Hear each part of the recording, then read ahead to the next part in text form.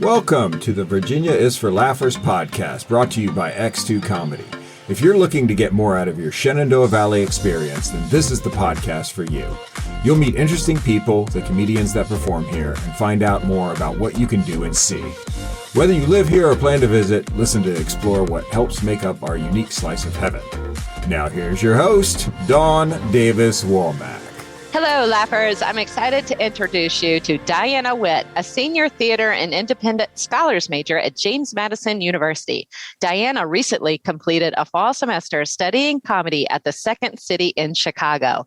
Talented and highly creative, she has been recognized nationally for her work in theater journalism and speech during her academic career.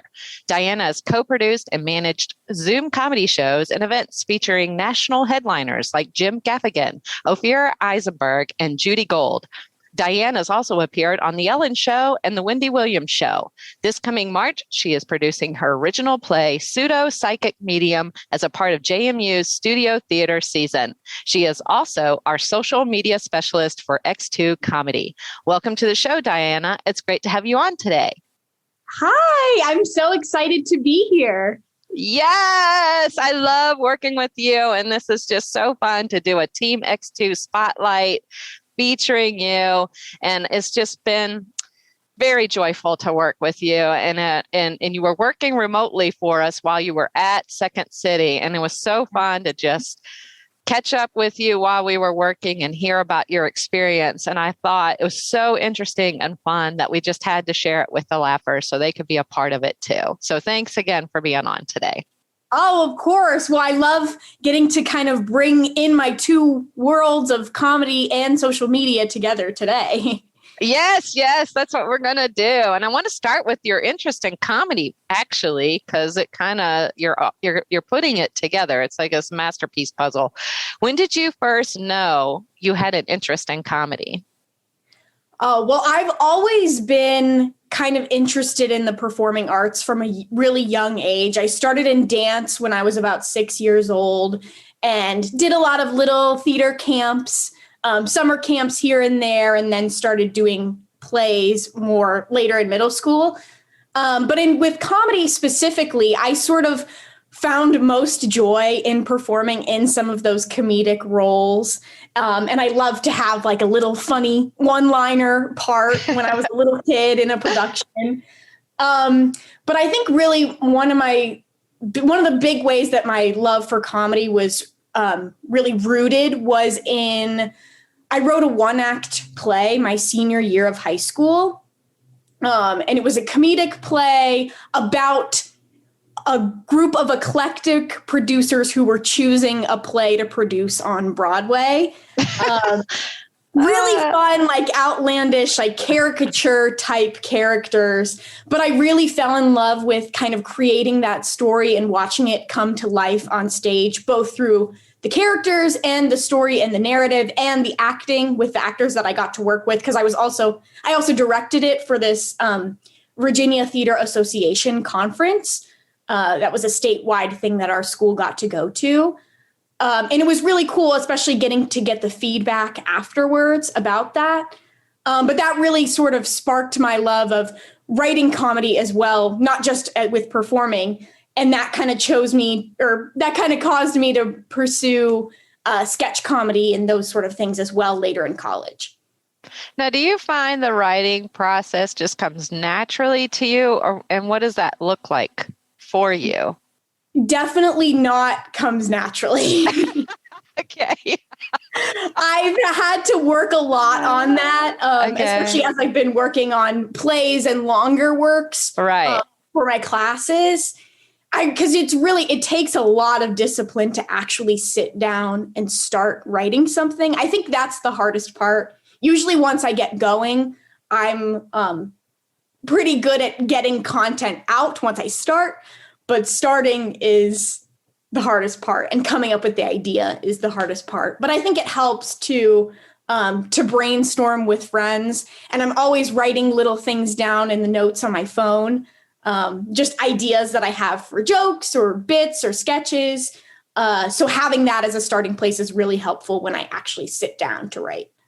Yeah, I do that too. I'm a jokes folder on my notes app in the phone too. It's very helpful. Just this way I was sitting down and reworking new material. And that's exactly where I pulled it from, that little notes app. I like that. Why did you pick JMU for your studies? So that is a great question that I feel like kind of ties into my answer to the last question. Okay, great. Because I was actually thinking, when I was a senior in high school, I was really thinking about going to school for journalism specifically. But after I did that play, I sort of started having some doubts about, maybe I should go to school for theater or writing for television or something in that nature. So I applied to a lot of schools as a journalism major. But when I went to it wasn't choices, because it's the open house that they have for interested students, not necessarily admitted students. And I went to the musical theater and dance specific info session. And I heard a lot of students say, I'm a double major in this. And I didn't even think of that, because I know a lot of schools that have BFA arts programs, you have to do that. And that has to be your one thing. But that really intrigued me. So I was like, there's no harm in just going and auditioning for the theater program and doing the interview for the theater program and seeing what comes out of it. So I ended up going through with that and being admitted to the theater program. And that was a big sort of draw to JMU, was that kind of getting admitted to that program. I sort of was like, okay, if I can get in, like maybe that's a sign that I should be going there to do that. Well, good. I'm glad you followed this sign, Diana. I like that. Well, you are a writer also, and have been nationally recognized for your work in theater, journalism, and speech. I noticed from your resume quite a few recognitions there. So what are you most proud of and why? Oh, that's a great question. I kind of surprisingly had a big year last year, which I feel like was a bit unusual because of COVID. A lot of things were shut down, but I was really able to do a lot virtually because I did a conference called the Kennedy Center American College Theater Festival, Institute for Theater, Journalism, and Advocacy, kind of a long name. For sure. But I digress. Go ahead, Diana. But I did a state or a regional conference for that. And then I was able to move on to the national, which was really cool. Although I think one of the highlights last year was in speech. I had been doing speech for 2 years, and I had mostly done interpretation events, which are kind of more of like acting, but with a little black book instead of on stage. So, you might do something from a play or something from a book. But I sort of decided to branch out and take on a new event called impromptu speaking, where you receive a quotation, you have 2 minutes to kind of plan out what you're going to say, and then you have 5 minutes to give a speech about that quotation. So really, really kind of an intimidating thing at first, and really kind of the first couple times you do it, you have no idea what is going on and how to manage your thoughts. You're like, that was the fastest 2 minutes of my life. But I actually, was able to really practice and spend a lot of time with it. And then at Speech Nationals last year, I was a quarterfinalist for impromptu. So that's the top 24 in the nation. So I was really super proud of that. Wow. So it went from high anxiety and really wonky to some high level of excelling. That is something very much to be proud of. Yeah. I remember my first couple of speeches, it was like 30 seconds and I would be like, I don't have anything left to say. I still have 4 minutes, but that's all I have to say. Is that what you would say too? Yes, I would be with my coach, and my coach would be like, just keep going. Just keep talking. You got it. Just keep talking. And you're like, I don't think you understand what's happening here. That's a great experience. You had a lot of great experiences. The other one I want to talk about for sure is co-producing Zoom comedy shows with national headliners like Jim Gaffigan. And you did this while you interned at the Manhattan Comedy School and working for Ruthless Comedy Hour. Now, what goes into producing those shows and what was your role exactly? Yes. So I was on a Zoom call managing pretty much the technical aspects of these shows. So a big part of the job is managing the laughter, which is a lot harder over Zoom than it is in person, because you have to be, there's people that forget that their microphones are on and they're screaming about, I had somebody once in a show who was screaming about spaghetti. And I'm trying to, and you have to try to figure out who it is that's making the noise so you can mute them.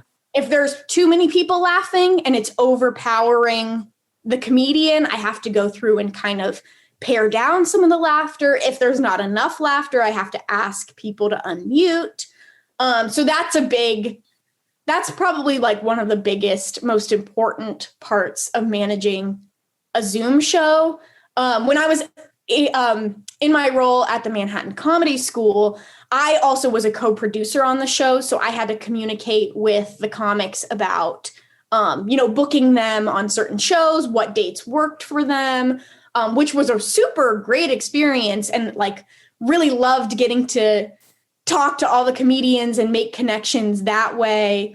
So that was something that I did more there. And then for the Ruthless Comedy Hour, which was more of we would have stand-ups on the show, but it was more of a kind of a variety show. So there would be an opening sketch, kind of like SNL. But sometimes those would have, slides shown or different backgrounds. So I was involved in creating some of those things as well, and putting different things up and kind of managing those technical aspects also. Yeah, that is, I've been on Zoom shows myself. I can see how that can be challenging as a technical person behind the scenes managing all of that. I can appreciate that completely. Now, I heard you talk about the spaghetti, but there had to also be a lot of hilarious moments doing all those shows. What would you say was the most hilarious moment you remember doing them? Oh gosh, that has got to be that's a tough question, because I definitely had a lot of funny moments that were both intentional and some that were unintentional. Do tell. The spaghetti one I remember a lot. I'm trying to think of other things, because we had a lot of times where people would just be like, "Oh, we had at one time in a show where somebody was talking bad about the show." And they were unmuted, and one of the comedians, Corey Kahaney, was like calling them out later in the show, and was like, "If you want to say something bad about us, you should probably mute yourself." So that was funny, but also kind of a oops, ouch, kind of yikes moment. Handling the Zoom heckler, it could be a workshop. Yes. And usually after they say something bad, it's kind of already too late to take it back. You can, once someone is talking, you can find them to mute them, but they would have already had to have said something to make you go and find them. So that's kind of the tough thing. Although I guess you would deal with hecklers live too. Yes. So it's part of making it live. And a lot of Zoom shows wouldn't have a lot of Zoom shows mute every person in the audience, which is easier to manage, but it's tougher for the comedians because they can't get that laughter and that feedback. So I think ultimately, like, it was a really, really great thing that we tried to have people laughing, even if there were some technical issues with that sometimes. But there were also a lot of intentional, funny moments as well. I mean, obviously, like, way too many to count. But I mean, some really, really fabulous comedians that I got to watch live. My dog just came in the room. Oh. That's great. What's your dog's name? Paisley.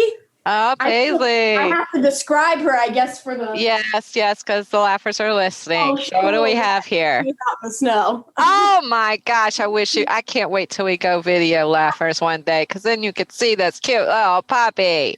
Yeah, tiny white fluffy dog. She has her Christmas bows still in. Yes, she does.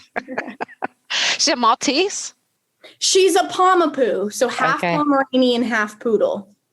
Oh, you're adorable. All right, that was our puppy break. Now the puppy sidetracked. Puppy sidetracked. Now back to our regularly scheduled program. So unintentional funny moments. Where were we? Yeah.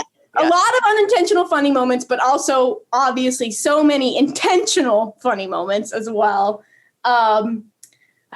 Amazing comedians. Wendy Liebman, Aaron Jackson, interviews with Jim Gaffigan, Joy Behar.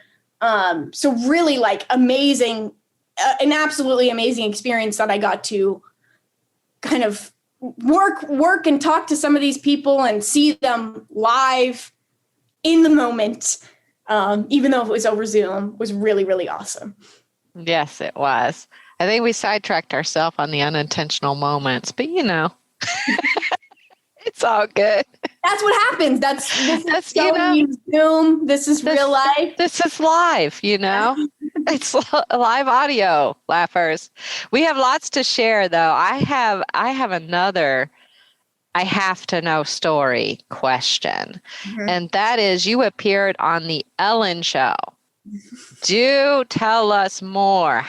What is the story behind this? Yes. So that was also a kind of crazy experience that I had. So this was this past summer. I had seen a TikTok about people who were signing up to do these virtual audiences, on different talk shows and things like that. And I had sort of seen it on TV, but I didn't know it was something that anyone could just sign up for. So I was like, that is really, really cool. I want to do that.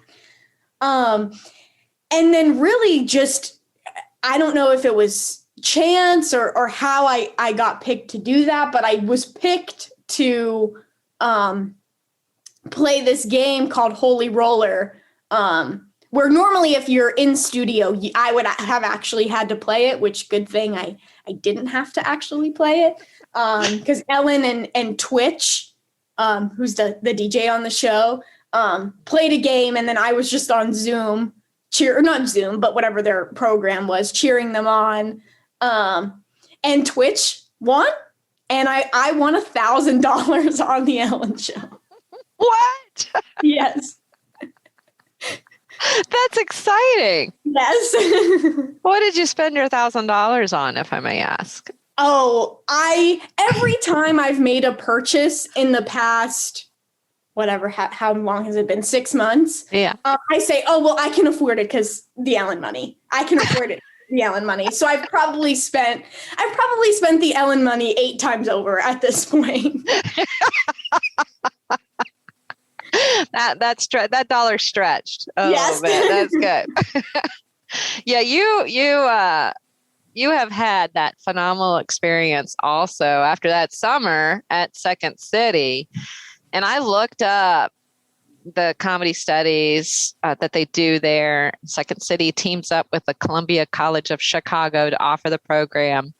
And when you click on About Program, the first thing they say, I love so much, and I quote, anyone can tell a joke, but making great comedy is not so easy. What sets the comedic genius apart from the jokester? Technique, compelling content, strong point of view, comic timing, and the ability to harness creativity. That being what they are about, I can only imagine, along with their reputation, how powerful of an experience this was. What was your experience like, and what kinds of work did you do to learn these techniques? That's a great question. And I think that quote really sums up what is a very difficult to sum up quickly semester, just because of how rich of an experience it was, because we did so many different things. I mean, I was in a writing class where I learned about sketch and writing for TV and writing for late night. In our history class, we did a bunch of different creative projects, like a stand-up assignment. We had to create our own staged silent film and a staged vaudeville performance. I was in an improv class where we created scenes that we then worked on writing down and putting in our show. In an acting class where we worked on old Second City scenes as well as newer scenes from television, which was really cool. And we did workshops in musical improv and songwriting and learning about how to market yourself in the industry, and how the business behind Second City all works. So really, I got so much out of it that supplemented my regular theater coursework, because I got to branch out and do some of those other like TV things that I wouldn't have necessarily learned as a theater student. And I think one of the most rewarding things about it just was working with the other students in my cohort and in my program. I was in a cohort with 13 other people. And we were in all of our classes together all day, which at times is a lot to spend with the same 13 people. But none of them ever got on your nerves. I'm no, sure. none of them, not at all. But really, I mean, I felt extremely fortunate to have the group of people that I did, because I mean, people did get on my nerves, but very rarely, for how much time we were spending together, we got along really, really well. Yes, you could tell that. Yeah. Yes. And I think that was one of the most rewarding things, was working with my class and also seeing how other people's voices evolved, and also seeing how we all were able to work together while still having like very distinct on-stage personas or points of view. And one of the things that one of our faculty members, a few of our faculty members always would say is, it's not about networking with us. It's about networking with the other people that you're working with, because those are the people that you're going to call up in 10 years and say, I want you to come work on my show. Or they're going to say, I want you to come be in my improv group, or things like that. So I think that was really something where I was like, wow, like that would be so amazing to kind of build that career and build it alongside some of my really good friends whose talents I value so much. Yeah, that's really neat. There had to be challenging aspects of going through that experience as well for you personally. What was the biggest challenge for you? Oh, that's a good question. I think one of the overall, I think there in each class, there was probably a few things that I struggled with or was challenged by. But I think one of the biggest things was just having to be creative all day long. Because when you're at JMU, even though I'm studying theater, I'm really only taking maybe 3 at most theater classes in a semester, alongside with other, gen ed and stuff for my other major. So it's a lot of different skills. And even though at Second City, we were in different classes, so obviously using a lot of different skills, I really had to push myself to be like, I have to creatively do all of these things. And I think a lot of times, even the group projects and the writing sketches where you really have to come up with an idea, I think sometimes it takes more energy than just reading a chapter and taking a test. Mm-hmm. And obviously that was one of the most fulfilling things, but it also was sometimes really challenging, and having to be like, I wrote a sketch last week. I already have to come up with another idea again. And I have to write a sketch for based on my improv scene in my class. So how do I have enough ideas to sort of fill all of those different things? And what would you do? Because I imagine some of those times you'd be like, I don't know if I have another idea. I just don't even know. So when that happened, what would you do? Hit Starbucks, go work out? How did you manage finding your creativity again, or giving yourself that room and space to kind of reset? Yeah, I mean, I think one of the biggest things, I would love to go and work at coffee shops. Like, even just a little bit of a change of scenery was so helpful. And just getting together with my friends, we would go to school all day together and be like, oh, like, we can't leave each other now. We've been together all day. So like meeting up with people and brainstorming and talking things out loud, I think was really, really helpful. And just making it less like I'm in my room and I have to come up with this idea and I'm on a deadline, and just like giving myself time during the week to sort of jot things down. We had an assignment for our writing class where we were supposed to journal. She said, try to do it every day, but if you get like every other day or like 4 times a week, that's a good goal to have. But that really helped too, just to sort of get the juices flowing. And then I would sometimes go back in my journal and be like, oh, is there anything that kind of sparks an idea from what I've already written? Yeah, that's really good. It does help to talk things out. The other day I was telling you about, going to the Notes app. My husband and I sat down, we're working on, he's working on new material, I'm working on new material. So we set some time apart to just do that and set a timer, to work on something for 10 minutes. And then we would talk it out. So he would read what he had come up with and give feedback and vice versa. And both of our bits ended up a lot better than we would have on our own. Not that we can't write on our own, but there is something to be said about the stimulation of creativity and collaborating with others who are also creative. I could see that working really, really well. This is an incredible program you've been a part of. There are some really amazing alums from it, like the fabulously funny A.D. Bryant from SNL. She's a graduate from this program. Do you, at Second City, is there a wall of pictures of people that have come through this program? Can you talk about that a little bit and what it looks like? Maybe paint a visual for us that may not have seen it. Yes. So there are pictures all over Second City of different Second City alumni.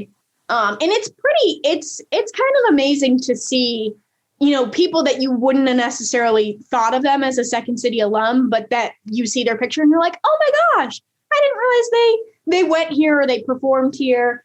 Now all the pictures on the wall are people who have studied there, people who have performed there. So not necessarily people that did the specific program that I did. Although there are a ton of, like you said, A.D. Bryant, but also a ton of other notable alumni of people that are working out in LA. There was one class where we were talking about, like TikTok comedians, like famous TikTokers. And people rattled out a couple of names, and our teacher, like Grace, I'm going to say her name wrong, Grace Kuhlenschmidt, big on TikTok. Okay.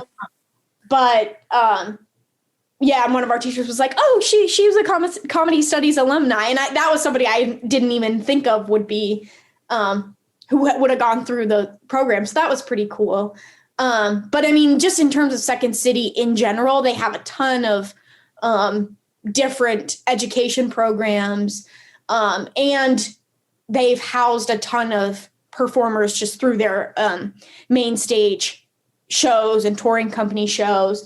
So, I mean, on the wall, there's Tim Robinson, Tina Fey, Amy Poehler, Stephen Colbert, I mean, like, so honestly, there's a room that has pictures all wrapping all the way around, and you will go in and immediately say, "Oh, there's Catherine O'Hara," from Schitt's Creek. There's, and there will be there's some people that I don't recognize, and there's some people that I'm like, "Oh, I know them from this." So that is really, really cool, and a good reminder while you're sitting eating lunch and thinking like, oh, how am I ever going to write this sketch? And you see all the pictures up on the wall. So it's like kind of like, oh, this is why I'm here. It's inspirational. Yes. Yeah. I like that a lot. You're writing again, even as you come back here, you're preparing for the play that you wrote and that you're producing. It's an original play, Pseudo Psychic Medium. What is this play about, and what is the inspiration behind it? Yeah, so Pseudo Psychic Medium is about a young woman, B, who's kind of at a crossroads in her life. She's struggling financially and doesn't really know how to make ends meet. So she kind of has this crazy idea that she pitches to her roommate, Ray, that she could pretend to be a psychic medium. So through this kind of crazy scheme, she meets this high school aged girl, Evie, and sort of forms this unlikely friendship with her, and has to it becomes sort of a comedy of errors as she has to struggle with when she's going to let up the lie, and if she's going to let up the lie. So that's kind of a little synopsis of the play. And I started working on this play in January of 2020.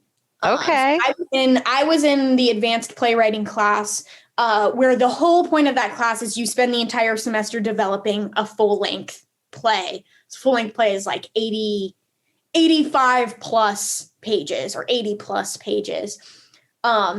So it's an endeavor. You do spend each week just generating new material, going back, cutting, revising.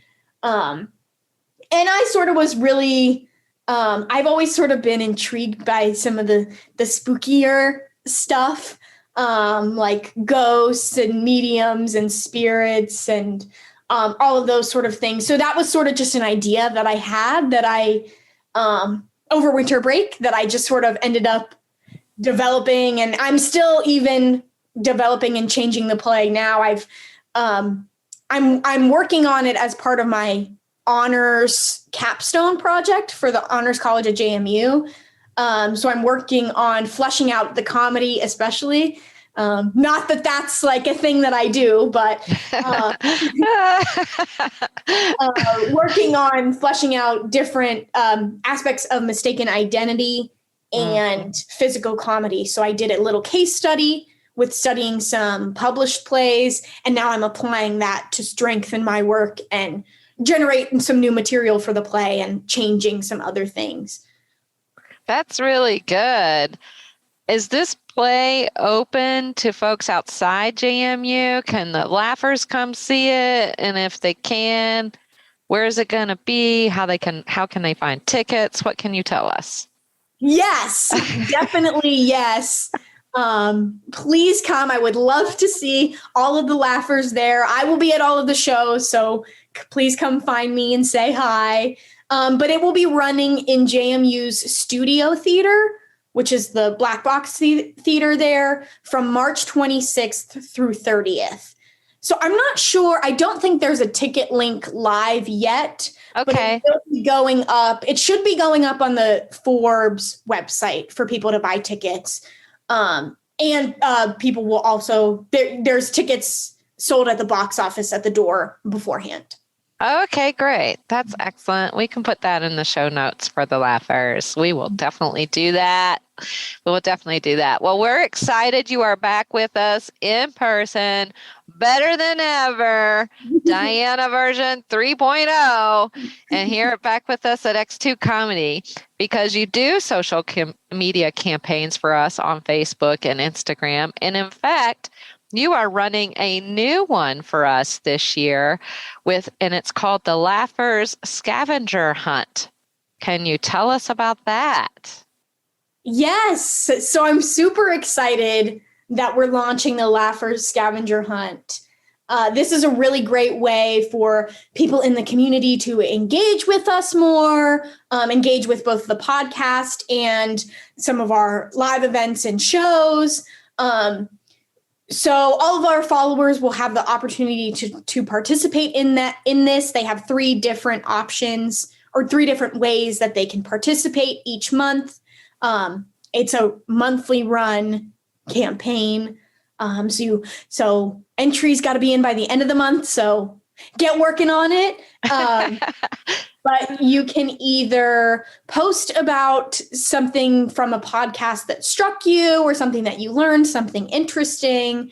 You can post a picture of yourself enjoying the valley at one of the events or places that was talked about in the podcast, or you can post a picture of yourself at a show with a comedian, one of the X2 comedy shows. So there's instructions about it, specific instructions about it on both Facebook and Instagram. And you can post it on either Facebook and Instagram and tag us, DM us, and use the hashtag for a chance to win big. We've got some awesome prizes like tickets and T-shirts. So definitely make sure that you get your entries in. And I'm so excited to go through them and see what everyone's doing in the Valley and what everybody say about the Valley. So it should be a ton of fun. And I definitely encourage everybody to try their hand at an entry and check out those posts on social media. Absolutely. The hashtag is Virginia is for Laughers with X2 Comedy. We'll put that in the show notes as well. It's the first month we're doing it. And anytime you're starting something new, you're going to tweak it along the way. But we really are looking forward to putting comedy on the map here in the Valley and growing the community of laughers so that we can bring more joy to the residents and the visitors here. So we're excited to share that with you all. And we're excited that Diana's helping us with it because I can't do it. So, so I need the help and we're thankful for her. Well, Diana, as we wrap up here, can you share with the laughers how they can follow you on social media or otherwise? Yes. So I do have real estate on the web. Staying on the web. That's like Diana-Witt.com. Diana-Witt.com.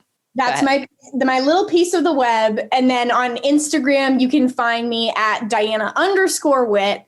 And then Twitter, almost the same thing. Move the underscore. It's just _Diana Witt, all one word. Got it. Okay.